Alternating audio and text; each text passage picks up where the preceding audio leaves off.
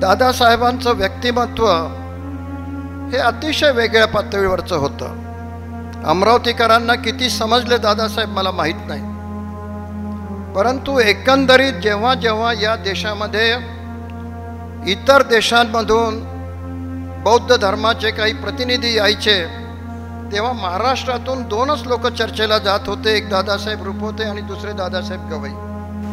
उच्च न्यायालयाचा न्यायमूर्ती म्हणून असो, नागपूर, औरंगाबाद, मुंबई आणि गोवा येथे कार्य करत किंवा मागच्या सव्वा पाच वर्षापासून सुप्रीम कोर्टाची असो, बाबासाहेबांनी दादासाहेबांना जे अभिप्रेत होतं सामाजिक आणि आर्थिक न्याय, त्या दृष्टीनं मला काही योगदान देता आलं याचा मला खरोखर आनंद आहे. मी या प्रसंगी जास्त बोलणार नाही. मी एवढंच सांगू इच्छेल की मी आज जो काही आहे तो बाबासाहेबांचे विचार, बाबासाहेबांची प्रेरणा आणि माझी आई आणि माझे वडील या दोघांनी दिलेली शिकवण यामुळेच इथपर्यंत पोहोचलेलो आहे. डॉक्टर बाबासाहेबांचा विचार दादासाहेब गायकवाड यांच्या नेतृत्वात गवई साहेबांनी संपूर्ण महाराष्ट्रात खेड्यापाड्यात पोहोचविला. आंबेडकरी विचारांशी त्यांनी कधीही प्रतारणा केली नाही. अशा व्यक्तिमत्वासोबत संसार करण्याचे भाग्य मला लाभले. माझे जीवन त्यामुळे कृतकृत्य झाले. भूषण, राजेंद्र, कीर्ती ह्या मुलांची मी आई होऊ शकले. माझ्या क्षमतेप्रमाणे त्यांच्यावर संस्कार करण्याचा मी प्रयत्न केला, कारण की लहानपणी मुलांचा सांभाळ करणं हे प्रत्येकच आईचं कर्तव्य असते आणि ती कर्तव्य ती योग्य रीतीने बजावते, त्यालाच ती आई म्हणतात. महानिर्वाणाला निघालेल्या बुद्धाला आनंदाने विचारले, महाराज, आता आपण महापरिनिर्वाणाला निघालेला आहात, आम्हाला आता पुढच्या आयुष्यात कोण मार्गदर्शन करेल, कोण प्रकाश देईल?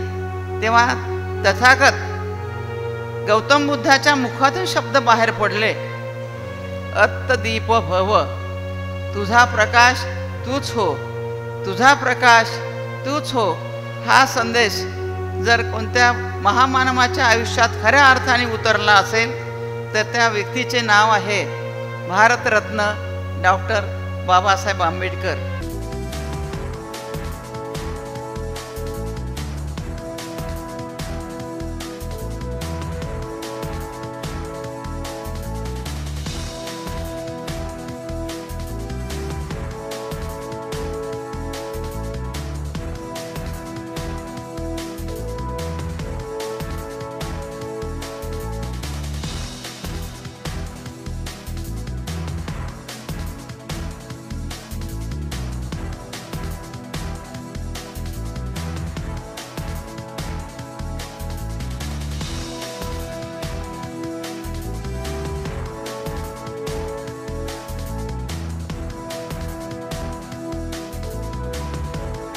जो काही सोहळा आहे तो असाच भावनिक सोहळा आहे, कौटुंबिक सोहळा आहे.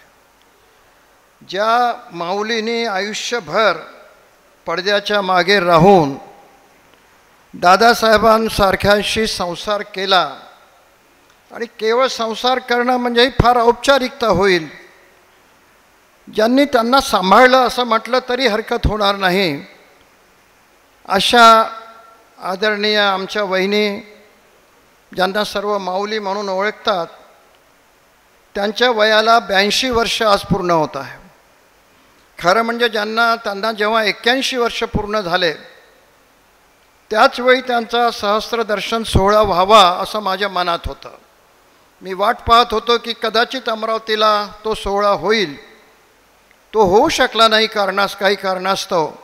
मग मी त्यांना विनंती केली की वहिनी, मला निदान 82वा वाढदिवस तरी साजरा करण्याची परवानगी द्या आणि मी नागपूरला तो कार्यक्रम करू इच्छितो. त्या म्हणाल्या की नाही, तुम्ही तो कार्यक्रम अमरावतीलाच घ्या. आधी तर नाही म्हटलं त्यांनी, पुष्कळ आडेवेडे घेतले. मग मी शेवटलं तंत्र वापरलं. भूषणलाही मी सांगितलं की मी तर केलं आहे माझ्याकडून, पण थोडासा जोर लावता आला तर लाव. आणि आजचा हा सोहळा संपन्न होता याचा मला मनापासून आनंद आहे. दादासाहेबांचं व्यक्तिमत्व हे अतिशय वेगळ्या पातळीवरचं होतं. अमरावतीकरांना किती समजले दादासाहेब मला माहीत नाही, परंतु एकंदरीत जेव्हा जेव्हा या देशामध्ये इतर देशांमधून बौद्ध धर्माचे काही प्रतिनिधी यायचे तेव्हा महाराष्ट्रातून दोनच लोक चर्चेला जात होते, एक दादासाहेब रुपवते आणि दुसरे दादासाहेब गवई. इतकं त्यांचं त्या तत्त्वज्ञानावर प्रभुत्व होतं. आणि राजकारणामध्ये विविध पक्षांमध्ये राहूनसुद्धा कशा पद्धतीनं सर्वांशी चांगले सलोख्याचे संबंध ठेवता येतात याचं मूर्तिमंत उदाहरण म्हणजे दादासाहेब होते. वेगवेगळ्या क्षेत्रांमध्ये, मी फार इतिहासात जाणार नाही, पण भारतरत्न डॉक्टर बाबासाहेब आंबेडकर यांच्या निधनानंतर रिपब्लिकन पक्षाची धुरा सांभाळणं हे अतिशय जिकरीचं काम होतं. अनेक गोष्टी अशा घडल्या त्यांच्या जीवनामध्ये की त्यांच्या जीविताला सुद्धा अनेकदा धोका निर्माण झाला. नुकतंच त्यांचं लग्न झालं होतं 3-4 वर्षापूर्वी किंवा काही वर्षांपूर्वी, आणि वहिनी घरात एकट्या राहायच्या.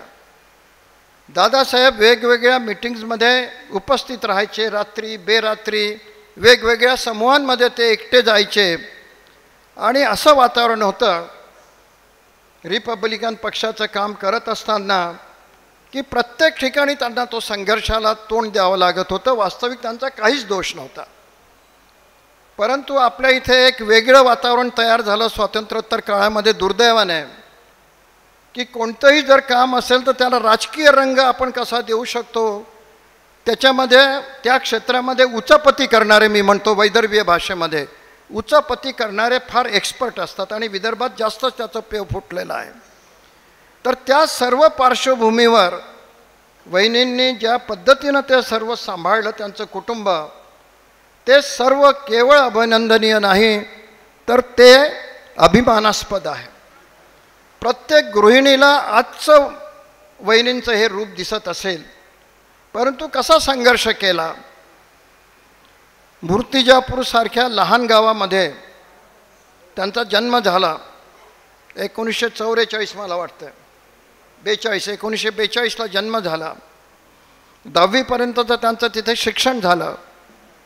हुशार होत्या अभ्यासामध्ये, घरचं वातावरण चांगलं होतं, वडील पुरोगामी होते, चळवळीत सहभागी होणारे होते, आणि एक भाऊ 2 बहिणी असा त्यांचा परिवार होता. आणि या परिवाराचंही म्हणजे माहेरचंही परिवार सांभाळण्याचं काम आमच्या वहिनींनी केलं. आणि नंतर म्हणजे मोठी गंमत असते, कधी कधी योगायोग असतो की दादासाहेब रुपवते आणि शृंगारे रिपब्लिकन पक्षाचे शृंगारे साहेब हे दोघंही मूर्तिजापूरला गेलेत. आणि कार्यकर्ते, वहिनींचे वडील कार्यकर्ते असल्यामुळे त्यांच्या घरी गेले. आणि तिथे मग काहीतरी हे झालं, शृंगारेंची आणि वहिनींची गाठभेट झाली. त्यांनी प्रश्न विचारले आणि सर्व घरामध्ये येणाऱ्या पाहुण्यांची सर्व जबाबदारी, त्यांचं आदरातिथ्य करण्याची सर्व जबाबदारी वहिनींवर होती. त्यावेळेचं त्यांचं वय पहा, आणि कामाच्या गर्दीमध्ये त्या तशाच गेल्या. नाहीतर अलीकडे मेकअप करून यायलाच मुलींना बाहेर वेळ लागतो, त्यावेळी त्या तशाच आल्या. आणि मग अशा पद्धतीनं ही सोयरीक झाली. मी विस्ताराने आणखी सांगत नाही वेळेच्या अभावी. तर अशा पद्धतीनं त्यांचं लग्न झालं, ठरलं, लग्न झालं आणि गवई कुटुंबात त्यांचं पदार्पण झालं. इथे आल्यानंतर 2-3 आधी तर रिपब्लिकन पक्षाची जबाबदारी, नंतर दादा MLC झालेत, विधान परिषदेचे सदस्य झालेत, आणि अशा पद्धतीनं नेहमी फिरस्तीवर राहणाऱ्या माणसाचा संसार यांनी सांभाळला. आणि असं हे करत असताना दादासाहेबांनी त्यांना पूर्ण प्रोत्साहन दिलं. स्त्री स्वातंत्र्याच्या जितक्या गप्पा आज मारण्यात येतात तिथे पुरुषी अहंकार कोणताही आडवा न येऊ देता ज्या पद्धतीने दादांनी वहिनींना पाठिंबा दिला, त्यांनी D.Ed केलं. D.Ed केल्यानंतर गणेशदास राठी छात्रालय समितीचे सचिव होते, ॲडव्होकेट NL राठी, नारायणदास राठी. त्यांचे आणि गवई साहेबांचे घरोब्याचे संबंध होते, ते स्वतः पुरोगामी होते. त्यांनी वहिनीला राठी विद्यालयामध्ये लावून घेतलं, त्या शिक्षिका झाल्या, पुढचं शिक्षण त्यांनी केलं आणि केवळ ॲकॅडमिक क्षेत्रामध्येच त्यांनी प्रावीण्य मिळवलं असं नाही, तर जे सामाजिक सेवेचं व्रत त्यांनी स्वीकारलं होतं दादांच्या सोबत, ते त्यांनी आजपर्यंत, आज 13 जुलै 2024पर्यंत त्यांनी निभावलेलं आहे. आजही या माऊलीला फुरसत नाही. वेगवेगळ्या सामाजिक क्षेत्रांमध्ये प्रत्येक ठिकाणी गाजावाजा न करता त्या जात असतात. वृक्षारोपणाचं कार्य असो, आणखी कोणाला मदत करण्याचं कार्य असो, किंवा आणखी कोणतंही काम असो, प्रत्येक ठिकाणी. आणि अमरावतीकरांना माझ्यापेक्षा जास्त अनुभव येत असेल की त्यांनी कशा पद्धतीनं हे सौहार्द समाजामधलं स्थापित केलं आहे. त्याच्यामुळे बाळ जे म्हणत होता त्याच्या संचालनामध्ये की राष्ट्रीय एकात्मतेचं जर काही प्रतीक असेल एकात्मतेचं, ते वहिनींच्या रूपानं आपल्याला मूर्तिमंत पाहायला मिळतं. सर्व समाजातल्या सर्व स्तरामध्ये आज वहिनींचा वावर आहे. एकही म्हणजे कोणते, इथे मी आज भेटत होतो, वेगवेगळ्या जातीतले लोक आलेले आहेत, त्यांना काही घेणं देणं नाही. फक्त त्या म्हणतात की आमच्या इथे ताई येऊन गेल्या, कमलताई येऊन गेल्या आणि म्हणून आम्ही आज आलो. म्हणून मी अनेकांना विचारलं, मी सुरुवातीपासून होतो इथे, विचारत होतो की तुम्ही कसे आलेत. अनेकांनी मला हे उत्तर दिलं. याच्यामध्ये खरं रहस्य आहे. एखाद्या मोठ्या झाडाखाली वृक्ष कोमेजून जातो असं आपण म्हणतो, परंतु तसं गवई कुटुंबाच्या बाबतीत झालं नाही. हा माझ्यासाठी अतिशय आनंदाची गोष्ट आहे. दोन्ही मुलं, एक न्यायमूर्ती आहे उच्च न्यायालयाचे, लवकरच अमरावतीकरांसाठी नाही तर पूर्ण विदर्भासाठी, महाराष्ट्रासाठी हा अभिमानाचा विषय ठरणार आहे की ते लवकरच मुख्य न्यायाधीश होणार आहे, सरन्यायाधीश होणार आहे. दुसरे डॉक्टर गवई, राजेंद्र गवई, ते अतिशय उत्तम पद्धतीनं सामाजिक कार्य आणि राजकारणामध्ये भाग घेत आहे. निर्णय चुकीचे कधी कधी होत असतात राजकारणामध्ये, ते कदाचित झालेही असतील. आमची कीर्ती आहे लहान, ती किती चांगल्या पद्धतीनं सर्व कुटुंब सांभाळून अलीकडे संस्थांकडे लक्ष देते, ही चांगली गोष्ट आहे. अशा पद्धतीनं एक कुटुंब वत्सल्य, एक फॅमिली अमरावतीमध्ये राहते आणि त्याचं एकंदरीत अशा दुर्मिळ झालेले आहेत असं सर्व वातावरण. आज अमरावतीमधलं जे वातावरण मी पाहतो, हे काही व्यासपीठ नाही, आजचा दिवस नाही बोलण्याचा, परंतु काय सुरू असते विदिन द पार्टी आणि बिटवीन द पार्टी, हे सर्व राजकारणामध्ये मतभेद असायला काहीच हरकत नाही, परंतु त्याचं स्वरूप जितक्या विकोपाला जात आहे ते काही चांगलं आहे असं मला वाटत नाही. पॉलिटिकल सायन्सचा विद्यार्थी म्हणून देखील ते योग्य नाही. कोणत्या गोष्टींना आपण भविष्यासाठी खातपाणी देणार आहोत, कसं वातावरण तयार करून ठेवणार आहोत. म्हणून एखादे प्रभाकरराव वैद्य असतील, एखादे दादासाहेब गवई असतील, एखादा नवोदित याच्यामधला आमचा सोमेश्वर पुसतकर असतील, ही माणसं त्या शहराचं भूषण असतात, त्या शहराला त्यांचा आधार असतो. अशा पद्धतीनं ही जी माणसं असतात समाजामधली, ही सांभाळून ठेवण्याची जबाबदारी त्या समाजाची असते. समाज म्हणजे जात नाही, कम्युनिटीची असते. त्याच्यामुळे आजचा हा जो कार्यक्रम घडवून आणला, सर्व लोकांनी त्याच्यामध्ये मदत केली. आपल्या इथे एक पद्धतच आहे, लढे शिपाई नाम सरदार का, तसं कदाचित माझ्याबद्दल झालं असेल. मी काही केलं नाही, फक्त मी निमित्त मात्र झालो. सर्व लोकांनी, दोन्ही प्रिन्सिपल आहेत, कमलाकरजी आहेत, रावसाहेब आहेत आणि इतर त्यांचा सर्व स्टाफ आहे, या सर्व लोकांनी, राजेंद्रनी लक्ष घातलं, अप्रत्यक्ष या सर्वांनी जे केलं, अविनाशनी विशेष करून आणि डॉक्टर सुनील देशमुखने, सर्व बाजूला कामं ठेवून, जे देशमुख असून सर्व करतात, हे माझ्यासाठी आनंदाची गोष्ट. अशी सवय नाही, अशी बिटींना नाही म्हणत मी, तुझ्यापर्यंत मर्यादित आहे माझं. आणि बिटींचं व्यक्तिमत्व तर आमच्या सर्वांसाठी ऋषितुल्य व्यक्तिमत्व आहे. कोणत्याही बाबतीत जर काही आदर्श ठेवायचा असेल तर आपण बिटींचा आदर ठेवला पाहिजे असं मला सुरुवातीपासून वाटतं. आणि म्हणून आज अशी माणसं राहिली नाहीत. नागपूर शहरामध्ये, नागपूर शहर पोरकं झालं आहे, विदर्भ पोरका झाला आहे. अशावेळी असे जे प्रसंग असतात ते सर्वांच्यासाठी आनंद देणारे असतात. तो आनंदाचा सोहळा आज साजरा होत आहे. अमरावतीकरांनी सर्वांनी साथ दिली याचा मला आनंद आहे. आता मला बोलता बोलता एक आठवलं की एक कवितेच्या काहीतरी ओळी आठवल्या मला. एक बंजारा गाये जीवन के गीत सुनाए, हम सब जीने वालों को जीने की राह बताए. जे काम या पद्धतीने दादासाहेबांनी केलं तेच काम आज आमच्या वहिनी करत आहेत. आणि म्हणून आपल्या सर्वांच्या वतीनं मी ईश्वरचरणी प्रार्थना करतो, बुद्धचरणी प्रार्थना करतो की त्यांना उत्तम आरोग्य मिळावं, उत्तम त्यांना मोठं आयुष्य मिळावं आणि नागपूर नगरीचा हा जो आपल्या अमरावती नगरीचा जो हा आधार आहे तो सर्वांसाठी असाच वर्षानुवर्ष कायम राहावा अशी अपेक्षा व्यक्त करतो. संयोजक म्हणून आपल्या सर्वांचं मी मनापासून स्वागत करतो आणि थांबतो. दादासाहेबांचा पाय नेहमी घराच्या बाहेर असायचा, चळवळीत असायचा. आणि दादासाहेबांनी जे चळवळीसाठी काम केलं म्हणजे एक उदाहरण सांगतो की महिमापूरची विहीर सर्वांसाठी पाणी खुलं व्हावं यासाठी दादासाहेबांनी आंदोलन केलं. महिमापूर असेल, भामद असेल या ठिकाणी दादासाहेबांवर अनेकदा अटॅक पण झाले आणि घरी वेगवेगळ्या बातम्या यायच्या की दादासाहेबांना मारझोड झाली, हातपाय तोडण्यात आले, त्यांना लोक येऊ देणार नाहीत. पण त्यांची हिंमत मी समजतो की त्यांनी अशाही परिस्थितीमध्ये स्वतःचं कुटुंब सांभाळलं आणि संपूर्ण कार्यकर्ते आणि संपूर्ण गवई परिवाराला सांभाळण्याचं काम केलं. नव्हे, गवई परिवार म्हणजे संपूर्ण समाजच होता. आणि अशा परिस्थितीमध्ये आपण पाहतो आहे की एखादा व्यक्ती जर राजकारणामध्ये असेल, समाजकारणामध्ये असेल तर त्यांचं मुलांकडे लक्ष असत नाही.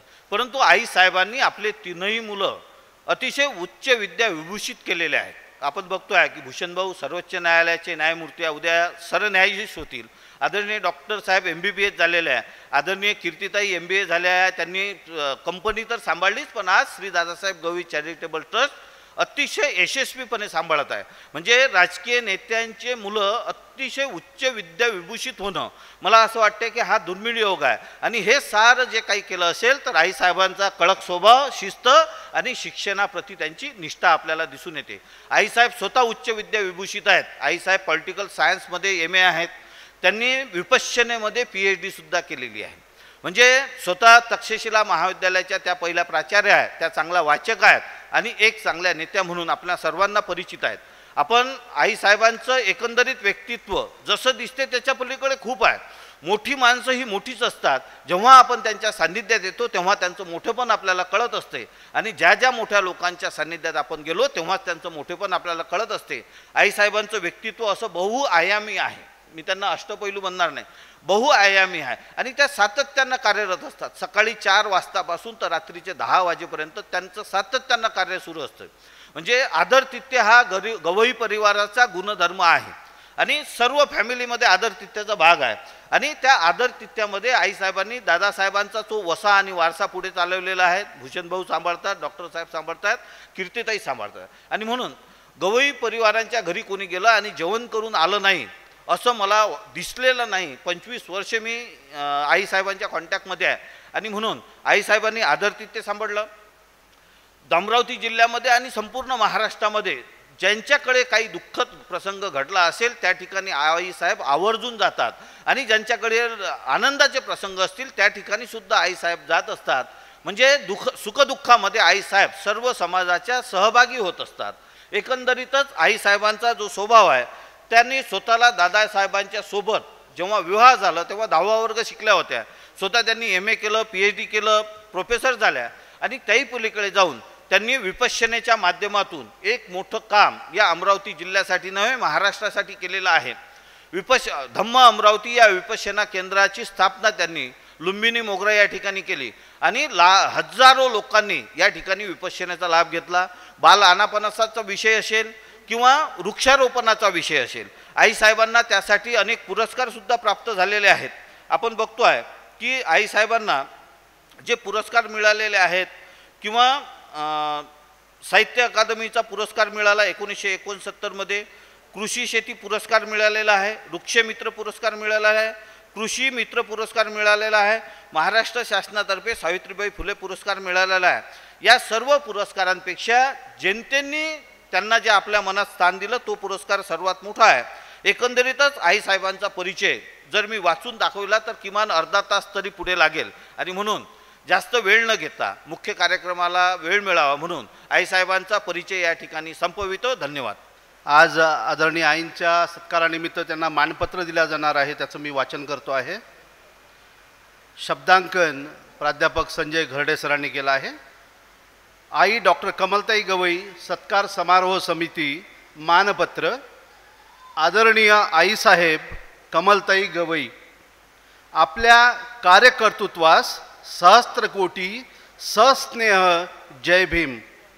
करुणाकराला आपल्या मुकुटमण्यात लखलखीत करणारी नाग विदर्भ जातकाची ही धम्मभूमी, ज्ञानप्रज्ञेच्या तेजोमय आभेने अलंकृत असलेले मानवमुक्तीचे महासूर्य डॉक्टर बाबासाहेब आंबेडकरांच्या पदस्पर्शाने प्रदीप्त झालेली इथली क्रांती मृदा, अंधश्रद्धेवर आपल्या राकट बोलीतून आसूड ओढणाऱ्या गाडगेबाबांची ही कर्मभूमी, डॉक्टर पंजाबराव उपाख्य भाऊसाहेब देशमुखांनी अक्षर पेरणी केलेली ही ज्ञानभूमी, स्मृतिशेष दादासाहेब उपाख्य रासू गवई यांच्या आंबेडकरी चळवळीच्या लोकमुद्रेला आपल्या शिरोधार्थ मिरवणारी ही समरभूमी, या तत्वचिंतक, विचारवंत, राजकारणी,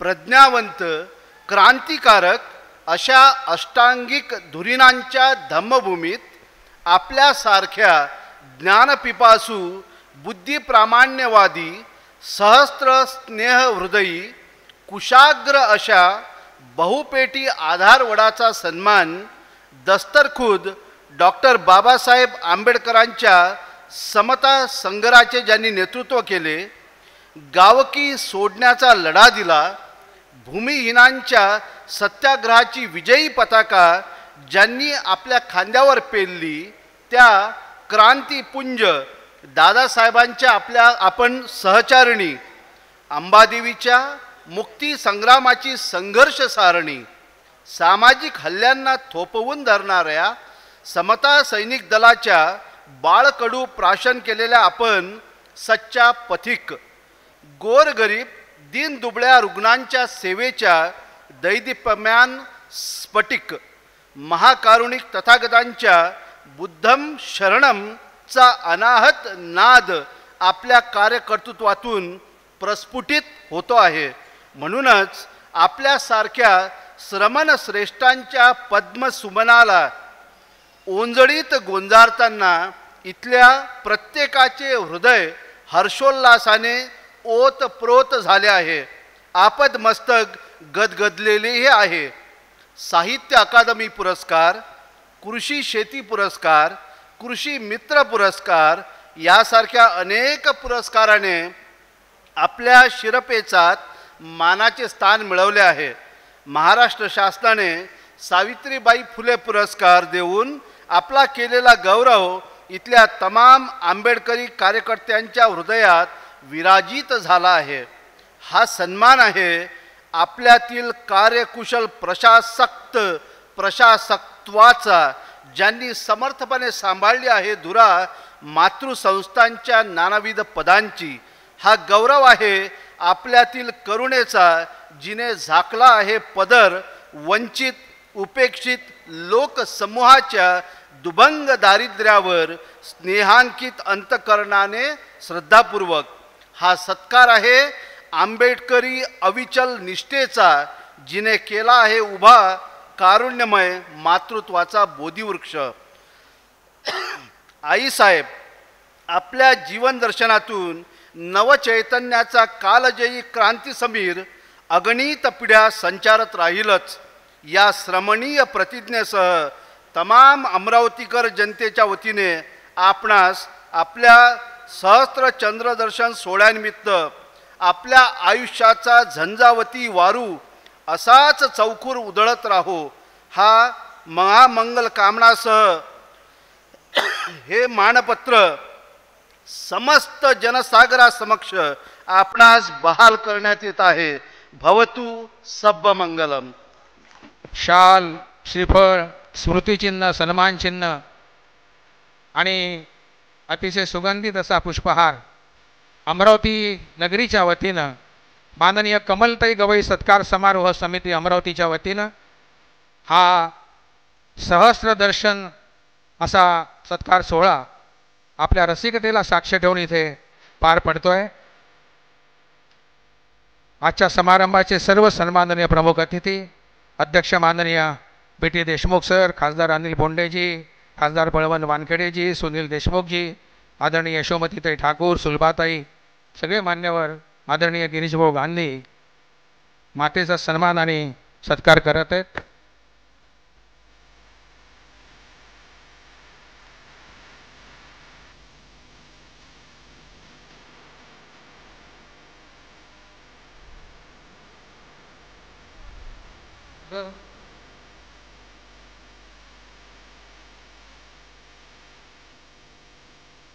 माजी राज्यपाल आणि केवळ अमरावती किंवा विदर्भातच नाही तर संपूर्ण देशातील एक लोकप्रिय व्यक्तिमत्व असलेले दादासाहेब गवई यांच्या सुविद्य पत्नी आदरणीय कमलताई गवई यांनी वयाची 82 वर्ष पूर्ण केली आणि आज त्या 83व्या वर्षात पदार्पण करीत आहेत। त्यानिमित्ताने सत्कार समारोह समितीच्या वतीने एक अत्यंत हृदय सोहळ्याचे आयोजन करण्यात आले आहे। ही खरोखर अत्यंत आनंदाची गोष्ट आहे। खरे तर या कार्यक्रमात प्रत्यक्ष येऊन शुभेच्छा द्यायला आणि सोबतच त्यांचे आशीर्वाद घ्यायला मला यायचे होते, परंतु माननीय प्रधानमंत्री महोदय मुंबईमध्ये येत असल्यामुळे मला इथे थांबावं लागतंय आणि त्यामुळे या अत्यंत चांगल्या क्षणाला मी निश्चितपणे मुक्तो आहे याचं मला दुःख देखील आहे। सर्वप्रथम मी आदरणीय कमलताईंना अतिशय मनापासून वाढदिवसाच्या शुभेच्छा देतो आणि त्यांचे आशीर्वादही मागतो। कमलताईंना उत्तम आरोग्य आणि दीर्घ आयुष्य लाभो अशी सदिच्छा देखील व्यक्त करतो। 17 फेब्रुवारी रोजी गिरीश भाऊ आणि मी एका सत्कार समारंभामध्ये उपस्थित होतो नागपूरला आणि त्यावेळेला त्यांनी विषय काढला की आईचे 81 वर्ष पूर्ण झाले आहेत आणि आपण 81 वर्ष झाले की सहस्त्रचंद्र दर्शन सोहळा करत असतो आणि तेव्हापासून मग त्यांनी चालना दिली। खरं म्हणजे कुठलाही कार्यक्रम करायचं गिरीश भाऊंनी मनावर ठरवलं तो कार्यक्रम हा सक्सेसफुल होतोच। मला वाटते सत्कार सोहळ्यांचे आणि अवॉर्ड वितरण करण्याचा जर कोणाचा रेकॉर्ड असेल तर तो माझ्यामध्ये गिरीश भाऊंचाच असेल। नागपुरात त्यांनी एवढ्या मोठ्या संख्येने ज्यांनी समाजाकरता आपले योगदान दिले त्यांचे सत्कार घेतलेले आहेत। त्यांच्या कार्याची जाणीव घेऊन डॉक्टर बाबासाहेब आंबेडकर प्रतिष्ठानच्या वतीने अवॉर्डसुद्धा दिलेले आहेत आणि आजचा योगायोग म्हणजे ज्यावेळेला दादा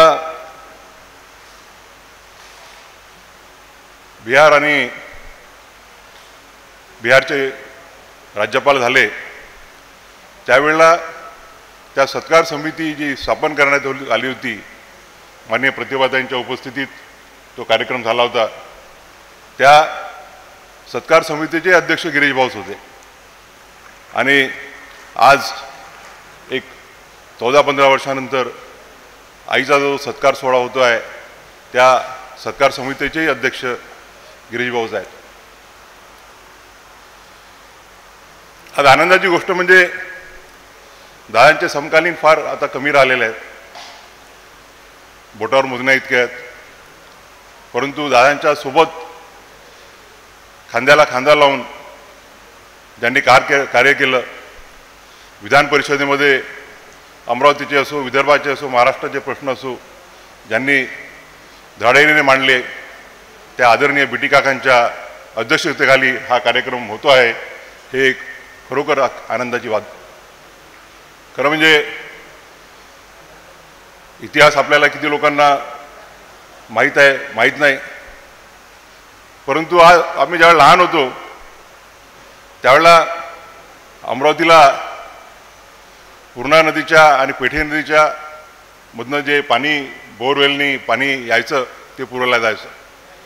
कुठलीही पाईपलाईन दीड वर्षामध्ये गंजून जायची आणि खारट असं पाणी प्यावं लागायचं. आणि आज आपण बघतो की अमरावतीला जो अखंड पाण्याचा झरा वाहतो आहे त्याचं जर श्रेय कोणाला असेल तर ते आदरणीय दादा, आदरणीय बीटी काका आणि डॉक्टर शेखावत या तिघांना आहे.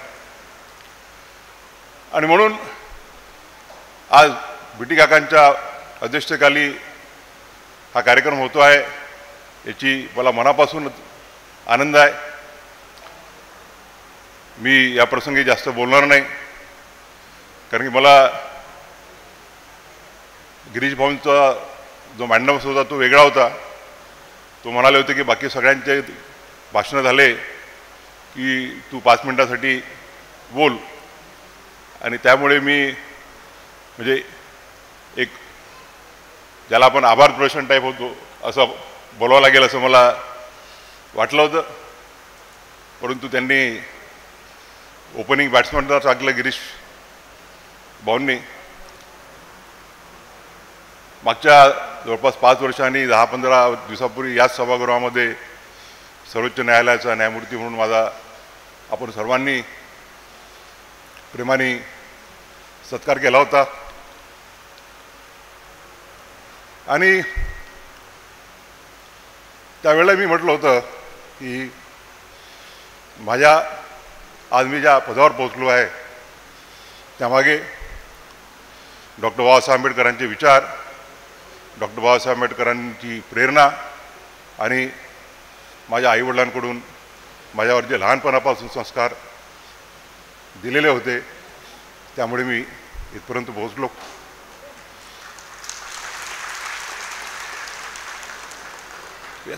तिन्ही भावनांमध्ये मी सगळ्यात मोठा असल्यामुळे लहानपणापासून दादांचं आणि आईचं कार्य पाहण्याची मला संधी मिळाली.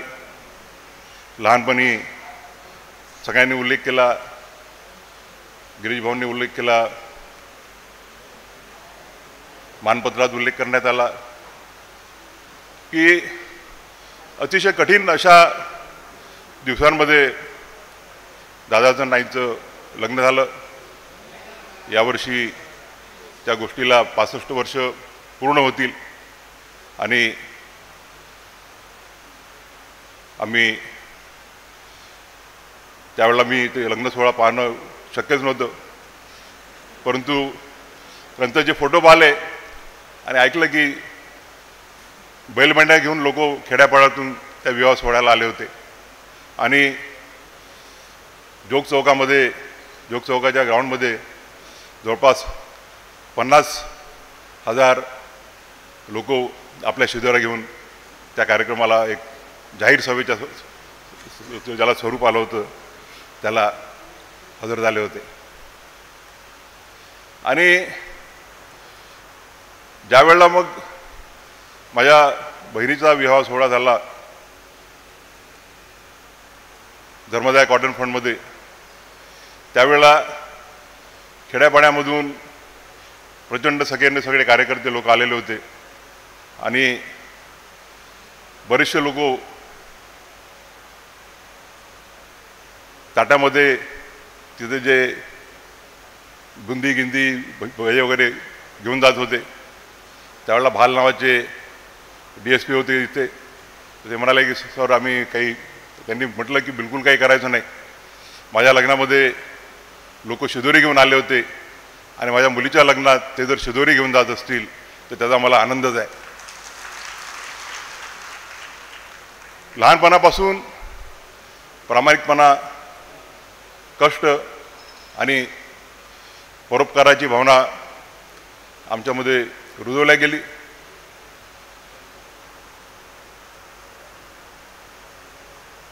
मी जे न्यायमूर्ती झालो पहिल्यांदा उच्च न्यायालयाचा, त्यावेळेला 2-3 वर्षाचा उशीर झाला होता माझ्या कन्सेंटनंतर आणि शपथ उद्यामुळे त्यावेळेला माझी काही थोडी चलबिचल चालू होती की ॲक्सेप्ट करायचं की नाही करायचं. पण दादा म्हणाले की तू जर न्यायाधीश झाला तर डॉक्टर बाबासाहेब आंबेडकरांचे सामाजिक आणि आर्थिक न्यायाचा जो संकल्प आहे तो करण्याकरिता तू निश्चित प्रयत्न करू शकशील. वकिलीमध्ये जर राहिला तर फक्त पैसेच कमावशील.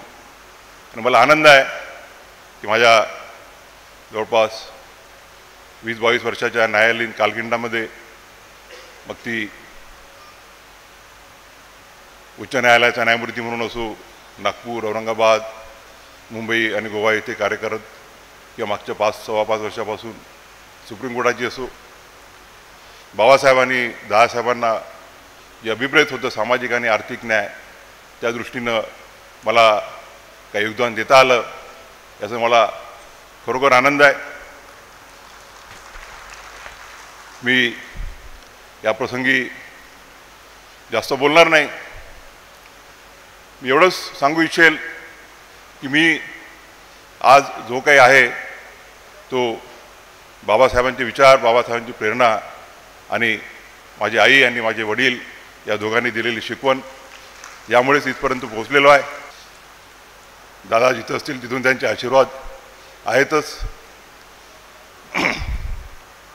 मी या प्रसंगी आभार मानू इच्छिणार नाही, कारण की आपण सगळे एकाच परिवाराचे आहोत. आणि तृणदायित्व कोणाचं मानायचं, आपण आपलंच तृणदायित्व कसं मानणार.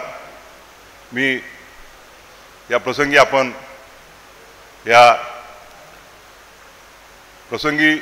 एवढ्या मोठ्या संख्येने उपस्थित राहून आईला दीर्घायुष्य लाभो, आईला चांगलं आरोग्य लाभो, आणि जी समाजसेवा ती सतत करत आहे ती समाजसेवा करण्याची शक्ती तिला सतत मिळत राहो, ही आपल्या सर्वांच्या शुभेच्छा आहेतच. त्या शुभेच्छेने मला खात्री आहे की तिचं जे कार्य आहे समाजसेवेचं, मग ते कुठल्याही गरिबांना जे भुकेले आहेत त्या भुकेल्यांना अन्न देण्याचं, किंवा जे निराधार आहेत त्यांना आधार देण्याचं, त्यांना गरज आहे मेडिकल एडची त्यांना तिथं मदत करायचं, कोणाच्या घरी दुःख झालं तर त्याचं सांत्वन करण्याचं. आणि खऱ्या अर्थानं गाडगे महाराजांचे जे विचार आहेत त्या विचाराचं तिने, बाबासाहेब आंबेडकरांचे जे विचार आहेत, महात्मा ज्योतिबा फुले यांचे विचार आहेत, त्या विचारांचं एक जिवंत सती स्वरूप आहे. या प्रसंगी पुनश्च एकदा आपल्या सर्वांचे मी ऋण तर मानणार नाही, परंतु आपण हा अतिशय वृद्ध कौटुंबिक सोहळा केला याबद्दल आपल्या सर्वांचं, खास करून गिरीश भाऊ, बीटी काका आणि मंचकावर सर्व उपस्थित, मग ते आमचे सुनील भाऊ असो, यशोमतीताई असो, सुलभाताई असो, डॉक्टर बोंडे असो, आणि आज म्हणजे आनंदाची गोष्ट म्हणजे की दादांच्या आणि आईच्या समोर तयार झालेला एक लहान बळवंता आज या जिल्ह्याचा खासदार म्हणून कार्यरत आहे. ही आपल्या सर्वांसाठी अभिमानाची बाब आहे. मी या प्रसंगी बळवंताचं सुद्धा, मला माफ करा, मी त्याला पहिल्या नावाने अभिनंदन करतो आणि पुनश्च एकदा आपले आभार मानून माझे 2 शब्द संपवितो. आपण सगळे इथे एकत्र जमा झालेलो आहोत आईची आय थिंक आय कॅन सहस्त्र चंद्र दर्शन सोहळा साजरा करण्यासाठी. आई आपली सगळ्यांची आई. पाय सरांनी ऑलरेडी चांगली ओळख करून दिली आहे. माझे शब्द घेतले सर तुम्ही. शिस्तबद्ध, कडक, एकदम कडक. पण एक शब्द मी ऍड करेल, प्रेमळ. तुम्ही ती ऍड बघितली असेल ना, मेलोडी खाओ और जान जाओ. ते वरचं चॉकलेट कडक असते, खाताना त्रास होते, पण नंतर अंदर ती नरम असते. त्या आमच्या आई साहेब.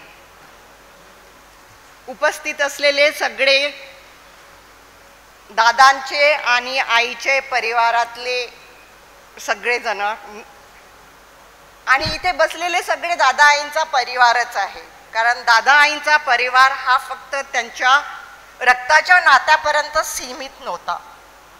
जो कोणीही त्यांच्याशी जुळलेला होता, कोणाला काही गरज असेल, एनी प्रॉब्लेम्स, इरिस्पेक्टिव्ह ऑफ कोणत्या कास्ट आहे की कोणत्या संप्रदायाला मानणारा आहे, कोणत्या पॉलिटिकल फील्डमध्ये आहे, असा कधीच माझ्या आईवडिलांनी भेदभाव केला नाही.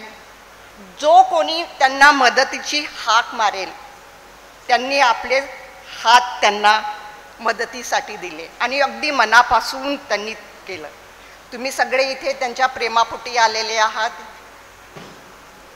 भूषण दादांनी सांगितलं की आपल्या लोकांना थँक्यू म्हणायची जरूरत नाही आहे. मी थँक्यू म्हणणार नाही, पण आपली कृतज्ञता व्यक्त करावीशी वाटते. आय एम ग्रेटफुल की तुम्ही सगळे इथे आलेले आहात. इतके मोठे मान्यवर आहेत, आय मीन देशमुख साहेब आहेत, गिरीश भाऊ आहेत आणि बाकी सगळेजण आहेत. आणि आईचा दादांचा परिवार हा लिमिटेड नाही आहे. त्यांचा परिवार हा खूप मोठा आहे आणि त्यांचं त्या परिवारावर, म्हणजे आता जर मी कोणाला इथे विचारलं की आई दादांचे आईचे, लेट्स कॉन्सन्ट्रेट ऑन आईचे सगळ्यात लाडकी मुलगी कोण किंवा लाडका मुलगा कोण, आय शुअर सगळेच हातवरती करतील. हा, there it is, I can see you. Okay, तर आई दादांचा परिवार तिथपर्यंत कधीच लिमिटेड नव्हता आणि याची जाणीव आम्हाला अगदी लहानपणापासूनच झाली. हे लक्षात आलं होतं की आपला हा परिवार काही लिमिटेड नाही आहे, हे सगळे आपलेच आहे.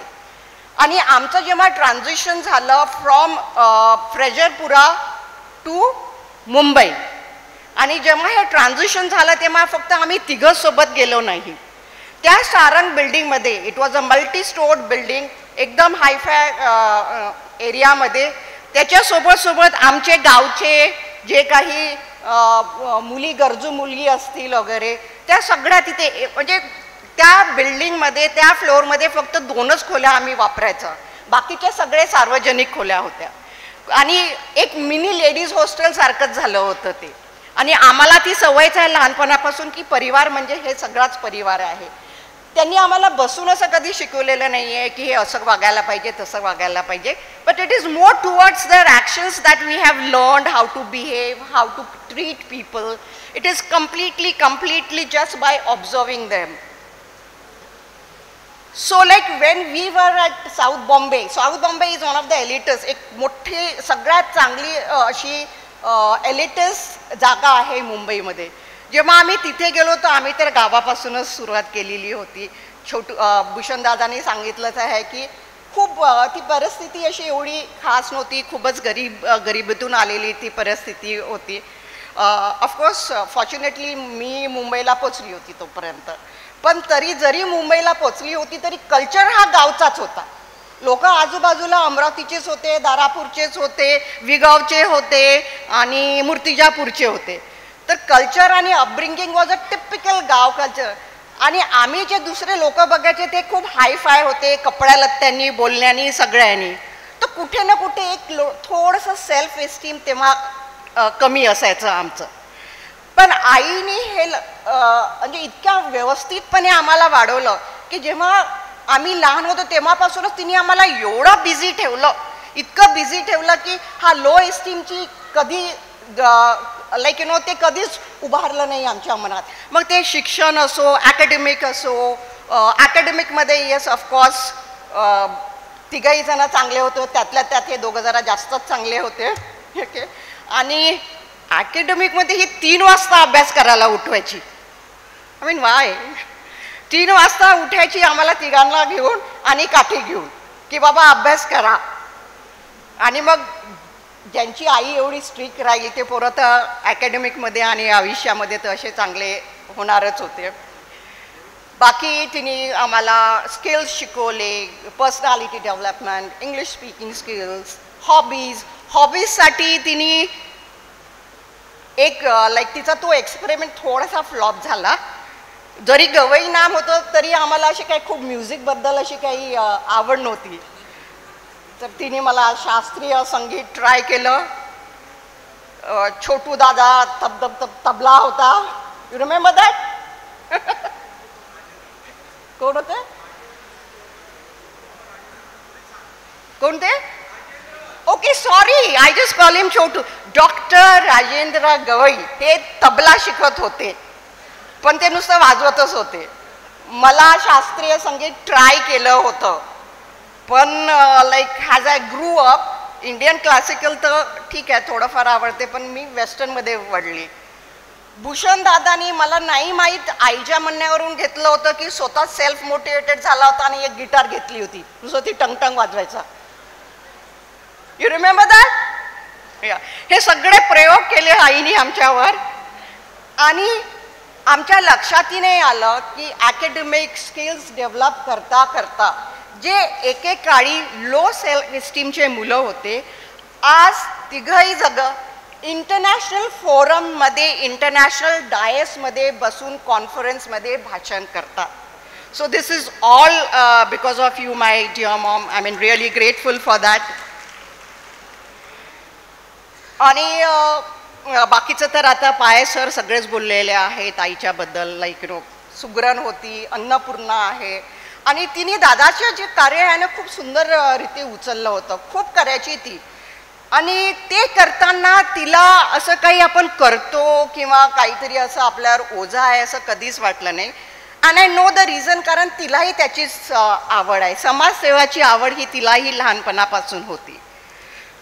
So I think I will not take much of a time. जे काही आमचे पर्सनल गोष्टी सांगता आले ते मी सांगितलेले आहेत. एवढंच भूषण दादांनी सांगितल्याप्रमाणे खूप सुंदर संस्कार दिलेले आहेत. आम्हाला खूप आनंद वाटतो की आम्ही अशा घरी जन्म घेतलेला आहे की त्याची बेसिक जी फाउंडेशन होती ती बाबासाहेबांच्या तत्वांवर होती आणि ह्युमॅनिटीवर होती. आम्ही माणसातच देव बघतो. माझ्या वडिलांनी तेच केलेलं आहे, माझी आई तेच करते आणि आम्हीही तेच करतो. सुरुवातीला मी जेव्हा अमरावतीला शिफ्ट झाले, so I was not really very happy, कारण की मी माझ्या स्वतःला अगदी कॉर्पोरेट वर्ल्डसाठी घडवलेलं होतं. 30 वर्ष मेहनत करून कॉर्पोरेटमध्ये कुठेतरी पोचली होती. मग परत युटर्न झाला आणि अमरावतीमध्ये यायचं होतं. अमरावतीचं कल्चर वेगळं, सगळं वेगळं, मराठी भाषेपासून सुरुवात होती. But I am really grateful. जरी मी पहिल्यांदा रडली असेल, तुझ्यासोबत भांडली असेल की आई हे काय करतेस, हे काय देतेस मला वगैरे, बट मला असं वाटतं की बाबासाहेबांची जी काही शिकवण होती, तथागत गौतम बुद्धाची जी शिक्षण आहे की तुम्ही तुमच्या पारमी पूर्ण केले पाहिजे, आणि ही संस्था मला एक बुद्धांची पारमी पूर्ण करायसाठी एक मदत करते. गरिबाला मदत करणे, मुलांना शिक्षण देणे, भुकेलेला अन्न देणे, हे सगळं मला या ट्रस्टमधून करता येत आहे. So I will end by saying की I wish you all the best. आई, तू अशीच काम करत राहो, अशीच तुझी एनर्जी वाढत राहो, आणि may you live like 100 years old. And little girl, I wish you a very, very happy birthday. Thank you all, and my gratitude for all of you all for being here. Thank you so much. Dadasaheb राज्यपाल झाले त्यावेळेला समोरच्या रांगेमध्ये भूषणजी बसले होते, आणि व्यासपीठावरून मला असं सांगण्यात आलं होतं की भूषणजींचं नाव घ्यायचं नाही म्हणून. का तर ते त्यावेळेला उच्च न्यायालयामध्ये न्यायाधीश झाले होते. आता या गोष्टीला बरेच वर्ष झालेत. आता माझ्या मनामध्ये असा संभ्रम होता, पण मी कॉमन सेन्सनी असा विचार केला, आणि विशेषतः भूषणजींचं भाषण झाल्यानंतर तो विचार पक्का केला की नावं घेऊनच टाकू. काय गुन्हा होत असेल तर जाऊन जातील कुठं, हायकोर्टात जातील, नाही तर सुप्रीम कोर्टात जातील. तसंही पोलिसांच्या मागं बाकी इतकी कामं आहे की आईच्या समारंभाला हजर राहिल्याबद्दल नावाचा उल्लेख का केला असं काही कोणी म्हणणार नाही, असं मला कॉमन सेन्सनीच वाटलं. कमलताईंचा आज आपण वाढदिवस साजरा करतो आहोत. 80, 81, 82, 83 म्हणजे लहान गोष्ट नाही, पण त्यांनी तो प्रवास हृदयपूर्ण केला. दादासाहेबांच्या विषयी बोलताना सुद्धा त्यांच्या विधानमंडळातल्या कारकिर्दीपासून सुरुवात केली जाते, आणि स्वाभाविकपणे त्याच कालखंडाविषयीचा उल्लेख हा कमलताईविषयी सुद्धा केला जातो.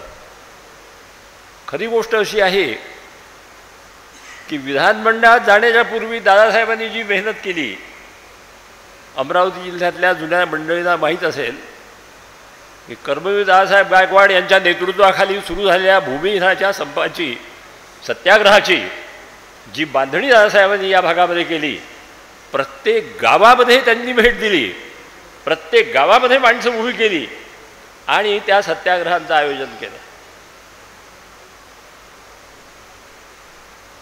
त्यापूर्वीच्या कालखंडाविषयी कमलताईंच्याबद्दल बोलायचं झालं तर असं सांगता येईल की त्या काळामध्ये युवक किंवा युवती प्रत्येकाची काही स्वप्न असतात. त्या कालखंडामध्ये शिक्षणाचा मोठा अभाव असल्यामुळे आणि विशेषतः तरुणांच्या बाबतीत खेड्यापाड्यात ही भावना पक्की होती की हा शिकून काय करणार आहे, कशासाठी एवढं आता मुलांच्या बाबतीत जेव्हा ही भावना होती तर मुलींच्या बाबतीत पाहायलाच नको. आणि मूर्तिजापूरमध्ये कमलताई मॅट्रिकची परीक्षा पास झाल्या आणि गावामध्ये एवढा आनंद झाला की आपल्या समाजामध्ये एक मुलगी मॅट्रिक पास झाली आणि मग लोक अभिनंदनासाठी यायला लागले. आणि साधारणपणे मुलींच्या दृष्टीने त्यावेळेचे स्वप्न म्हणजे मुख्य 2 कार्यक्रम मनामध्ये, एक म्हणजे कांद्या पोह्याचा किंवा ज्याला आपण पाहण्याचा म्हणू तो पाहण्याचा, आणि दुसरा म्हणजे लग्नाचा. मॅट्रिक झाल्यानंतर रात्रभर सभा आणि दौरे करून दादासाहेब गवळी आणि शृंगारे साहेब दोघंही जण कमलताईंच्या वडिलांच्या घरी पोहोचले. कमलताईंचे वडील हे RPIचे विशेषतः दादासाहेबांचे निष्ठावंत कार्यकर्ते. आणि मग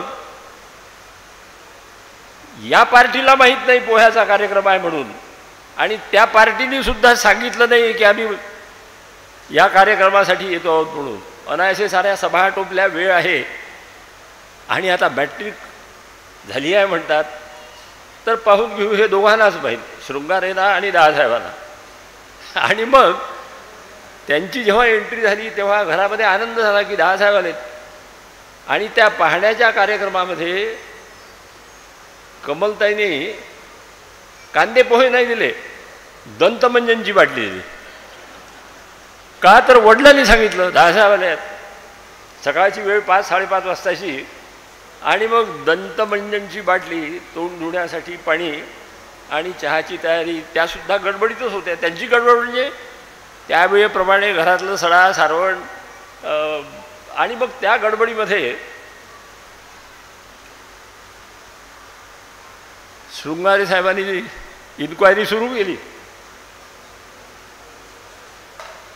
मॅट्रिक झाल्यावर त्यांना शिकवायचं नाही हा निर्णय जवळजवळ घरामध्ये झालेला होता, कारण त्यावेळेला मुलींना एक तर मूर्तिजापुरामध्ये कॉलेजच्या शिक्षणाची सोय नव्हती, आणि दुसरी गोष्ट म्हणजे बाहेर पाठवणं हे सोयीचंही नव्हतं, आणि पद्धतीप्रमाणे मुलींच्या शिक्षणाच्या बाबतीत जाऊन पुष्कळ झालं, मॅट्रिक झालं हे पुष्कळ झालं.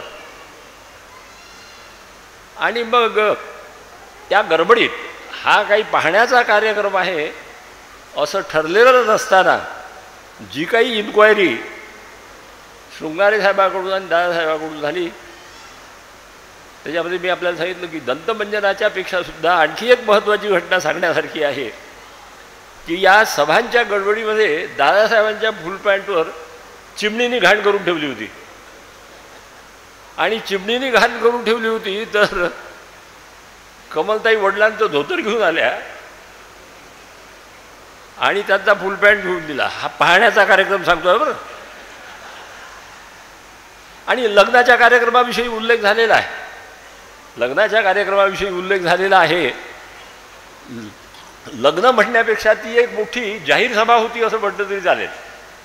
आणि त्या जाहीर सभेचं वैशिष्ट्य असं होतं की सर्व लोकांना भूमिहीनांच्या सत्याग्रहामुळे शिदोरी घेऊन येण्याची ऑलरेडी सवय लागलेली होती आणि त्यामुळे बहुतेक सारे लोक आपल्या त्या तयारीनं आलेले होते. आणि जोग चौकामध्ये एका जाहीर सभेत हे लग्न झालं. आपल्याला एक गोष्ट सांगून मी माझं भाषण संपवणार आहे.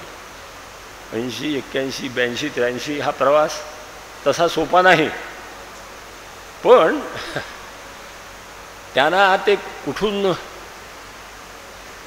सापडलं मला माहीत नाही. पण विपश्यना ही जी आहे, बौद्ध संप्रदायाच्या दोनही संप्रदायामध्ये, महायान आणि हिनयान संप्रदायामध्ये विपश्यनेचं महत्त्व मान्य केलेलं आहे. इगतपुरीला जाऊन त्यांनी त्या शिबिरामध्ये भाग घेतला. एकदा नाही तर अनेकदा जाऊन भाग घेतला. आणि अनेकदा जाऊन भाग घेतल्यानंतर अशा गोष्टीचे शरीरावर होणारे परिणाम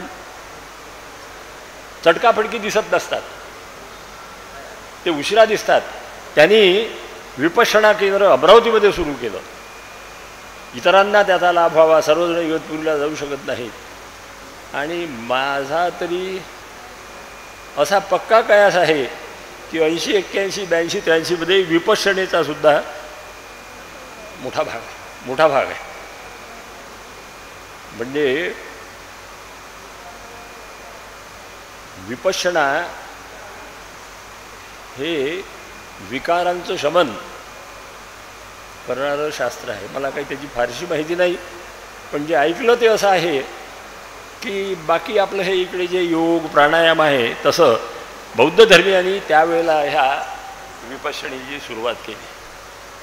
त्याचा त्यांच्या आयुरारोग्यावर उत्तम परिणाम झाला. आता या वयामध्ये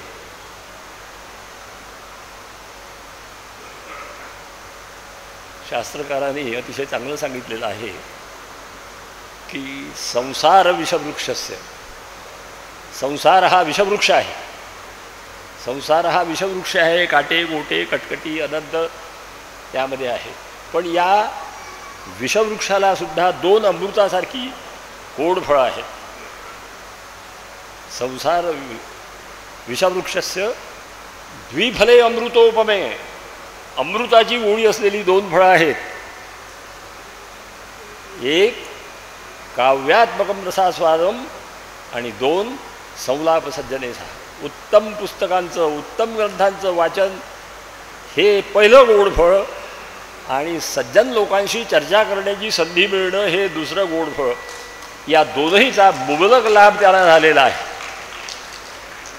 म्हणजे वाचनाशिवाय PhD पर्यंत मनुष्य येत नाही हे न वाचणाऱ्यांना सुद्धा कळतं.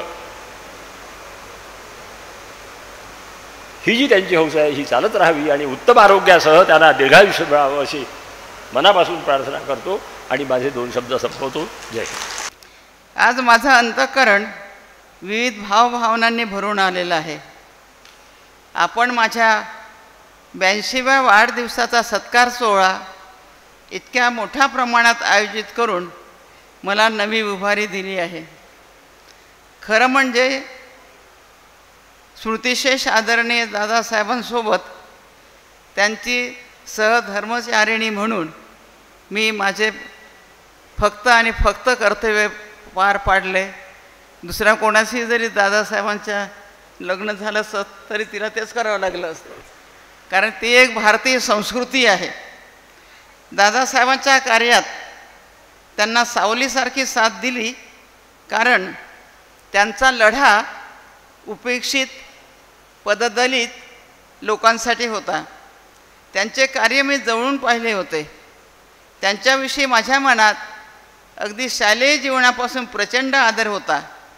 असे वाटायचे की दलित समाजाकरता झटणाऱ्या या नेत्याचे स्वागत हार घालून एखाद्या सभेत करायचे. आणि पुष्कळदा मी वयानं खूप लहान होती, 3ऱ्या वर्गात असतानासुद्धा 2-2ची रांग करून आजूबाजूला ज्या सभा राहायच्या त्या सभेमध्ये दादासाहेबांच्या सभेला जायची. या नीतीने अमरावतीच्या जोग चौकात आयुष्यभरांसाठी त्यांची आणि माझी खूणगाठ बांधून सर्वांसमक्ष हार घालण्याचा योग 1959 साली मला आला, हे मी माझे भाग्य समजते. दादासाहेब हे अतिशय हुशार, डॉक्टर बाबासाहेब आंबेडकरांच्या विचाराने आणि दादासाहेब गायकवाड यांच्या कार्याने प्रेरित झालेले व्यक्तिमत्व होते. डॉक्टर बाबासाहेबांचा विचार दादासाहेब गायकवाड यांच्या नेतृत्वात गवई साहेबांनी संपूर्ण महाराष्ट्रात खेड्यापाड्यात पोचविला. रिपब्लिकन पक्षाचा झेंडा त्यांनी खांद्यावर घेतला आणि आयुष्यभर ह्या झेंड्याशी ते प्रामाणिक राहिले. आंबेडकरी विचारांशी त्यांनी कधीही प्रतारणा केली नाही. अशा व्यक्तिमत्वासोबत संसार करण्याचे भाग्य मला लाभले. माझे जीवन त्यामुळे कृतकृत्य झाले. भूषण, राजेंद्र, कीर्ती ह्या मुलांची मी आई होऊ शकले. माझ्या क्षमतेप्रमाणे त्यांच्यावर संस्कार करण्याचा मी प्रयत्न केला.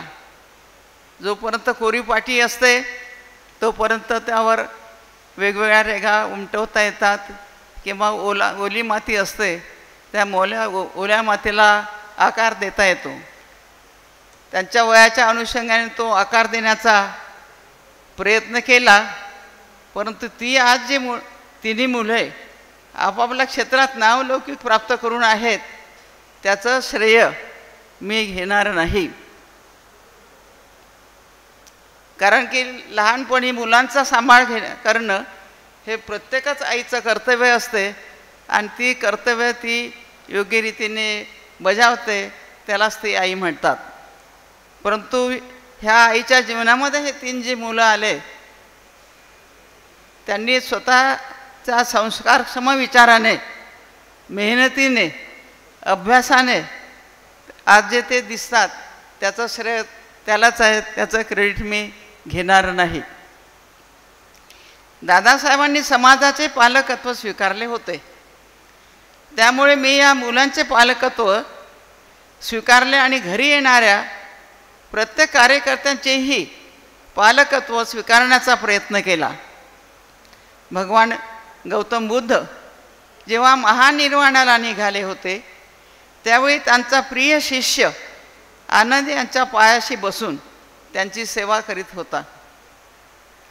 महानिर्वाणाला निघालेल्या बुद्धाला आनंदाने विचारले, महाराज, आता आपण महापरिनिर्वाणाला निघालेला आहात, आम्हाला आता पुढच्या आयुष्यात कोण मार्गदर्शन करेल, कोण प्रकाश देईल? तेव्हा तथागत गौतम बुद्धाच्या मुखातून शब्द बाहेर पडले, अत्तदीप भव, तुझा प्रकाश तूच हो, तुझा प्रकाश तूच हो. हा संदेश जर कोणत्या महामानवाच्या आयुष्यात खऱ्या अर्थाने उतरला असेल तर त्या व्यक्तीचे नाव आहे भारतरत्न डॉक्टर बाबासाहेब आंबेडकर.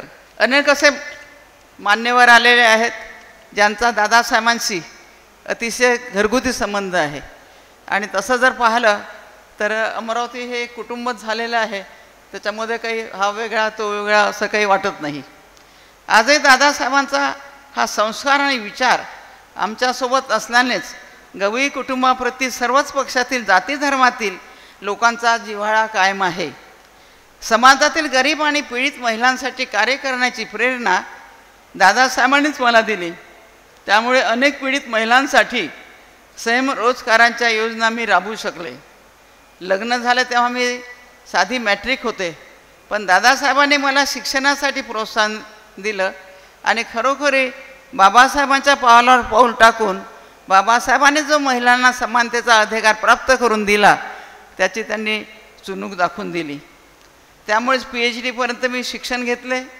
तक्षशिला महाविद्यालयाचे प्राचार्य झाले.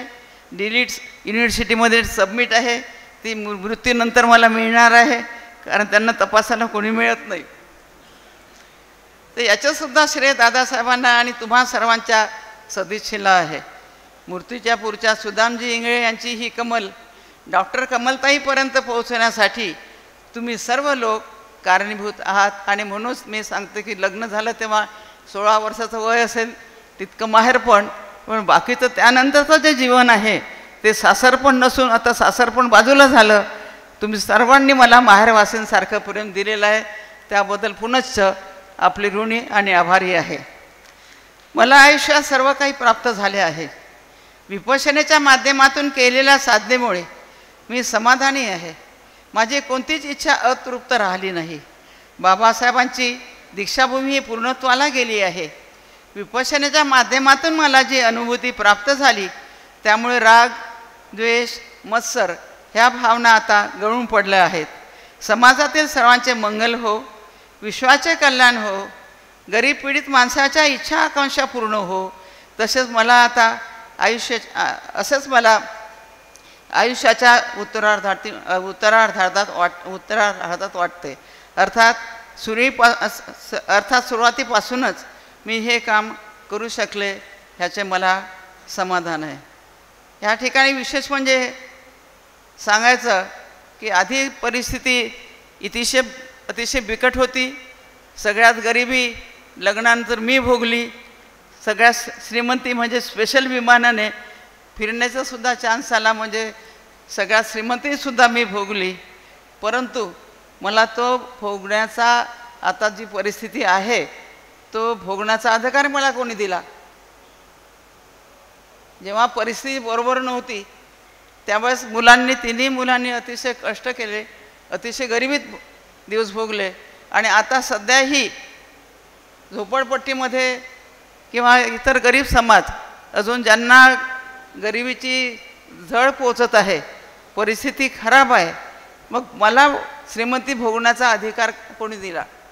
तर त्यामुळे मला असं वाटतं की ज्यांना गरज आहे, माझ्या मुलांना गरज नव्हती, परंतु आता इतरांच्या मुलांना जी गरज आहे ती त्यांना त्यासाठी थोडीफार तरी एक सहकारी व्हावं ही एक अपेक्षा आहे. आणि त्या अपेक्षेने आपल्या सगळ्यांच्या आशीर्वादाने नेहमीच कार्य करत असते. आणि हे मी करते अशातला भाग नाही, हे समोर बसलेले आहे सगळे मला मदत करतात आणि पुढे ढकलतात. मी करते म्हणजे मी करत नाही की जे काही काम असेल ते हे सगळे मला धक्का देऊन पुढे करतात आणि स्वस्थ बसू देत नाही. आणि शेवटपर्यंत मला स्वस्थ बसायचं नाही. मी ह्या ठिकाणी एवढंच सांगेल की आणखी काम काही बाकी आहेत, परंतु दादासाहेबांना वृक्षारोपण आणि शेतीची खूप आवड होती. म्हणून दादासाहेबांचा स्मृती दिन 25 डिसेंबरला येत आहे. त्या 25 डिसेंबरच्या औचित्य साधून वृक्षारोपणाचा कार्यक्रम हातात घेतला. आणि सध्या पर्यावरणाची फार मोठी गरज आहे. माझे धीर आदरणीय गिरीश भाऊ यांनी सुरुवातीपासून मला वृक्षारोपणामध्ये खूप प्रोत्साहन दिलेलं आहे. मी सगळ्यांना अशी विनंती करेल की दादासाहेबांवर आपलं सर्वांचं खूप प्रेम आहे. मी अमरावती जिल्हा वृक्षारोपणासाठी घेतलेला आहे. अमरावती जिल्हा ह्या ठिकाणी खासदार साहेब आहेत, आमदार साहेब आहेत. घरोघरी आपण जाऊन मतदान मागतो ना, मग त्यांना प्रत्येकाला जर 10 झाडं लावायला सांगितले तर यांचं ऐकतील की नाही लोक? म्हणून तुम्हाला सगळ्यांना आताच मी एकदम नाही सांगत, मी काही चुपचाप बसलेली नाही. जेव्हापासून हा अभियान हातात घेतला तेव्हापासून सकाळी उठते ना माझ्या परीने जेवढे वृक्ष लावता येईल तेवढे वृक्ष ठिकठिकाणी लावून झालेलं आहे, लावण्याचा प्रयत्न करते आहे.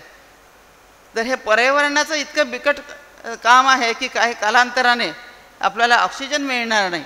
म्हणून सगळ्यांना विनंती आहे की प्रत्येकाने आपल्या घरासमोर कडुलिंबाचे, कारण मी ह्या ठिकाणी तुम्हाला विशेष सांगू शकेल की जेव्हा साहेबांना 1 महिना झाला होता मृत्यू झाल्यानंतर, इथं बसलेल्या भूषण गवईने 1 महिन्यानंतर 2000 कडुलिंबाचे झाडं त्यांच्यासोबत जे बसलेले आहेत त्या सगळ्यांना माहीत आहे की 2000 कडुलिंबाचे झाडं त्यांच्या सहकार्यासमोर चिरंजीव भूषण गवई यांनी केलेलं आहे.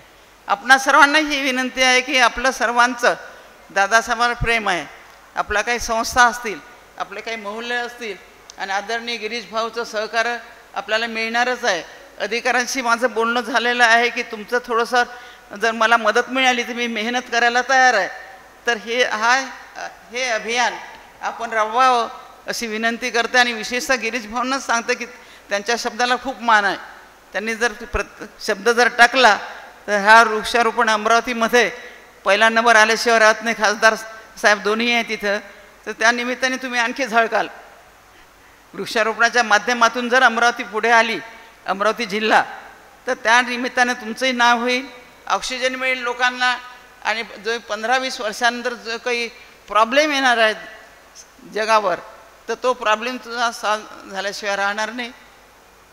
बोलायचं बरंच होतं, घटनाही पुष्कळ सांगायच्या होत्या, परंतु आयुष्यामध्ये ज्याला स्ट्रगल म्हणतो आपण, ते स्ट्रगल आतापर्यंत करत आलेली आहे ना, आताही सुद्धा स्ट्रगल काही संपलेलं नाही. मला कधी कधी असं वाटते की संकट ही यशाची जननी आहे. सुखात जर आयुष्य भेटलं असतं आज मी मॅट्रिकच्या पुढे गेलेली नसती. आणि हे मुलंसुद्धा त्यांनी जी काही झळ पोचली आहे त्यांना, त्यामुळे त्यांनीही पुष्कळ कष्ट केले आणि त्या कष्टाच्या माध्यमातून ते स्वतः मेहनतीनं घडले आणि अजूनही तिघांच्या परीने मेहनत सुरू आहे. तुमचा सगळ्यांचा आशीर्वाद त्यांना आहे, मंचकावीर बसलेला सगळ्यांचा आशीर्वाद आहे आणि असाच आशीर्वाद तुमचा मिळत राहो अशी प्रार्थना करते. आणि तुम्हाला वय पुष्कळ असल्यामुळे तुम्हाला माझा आशीर्वाद मागणं बरोबर नाही, मला तुम्हाला आशीर्वाद द्यावा लागेल. म्हणून भगवान बुद्धाच्या तत्वप्रणालीप्रमाणे आपलं सर्वांचं मंगल हो, आपलं सर्वांचं मंगल हो, आपलं सर्वांचं मंगल हो. धन्यवाद. ह्या ठिकाणीच थांबते.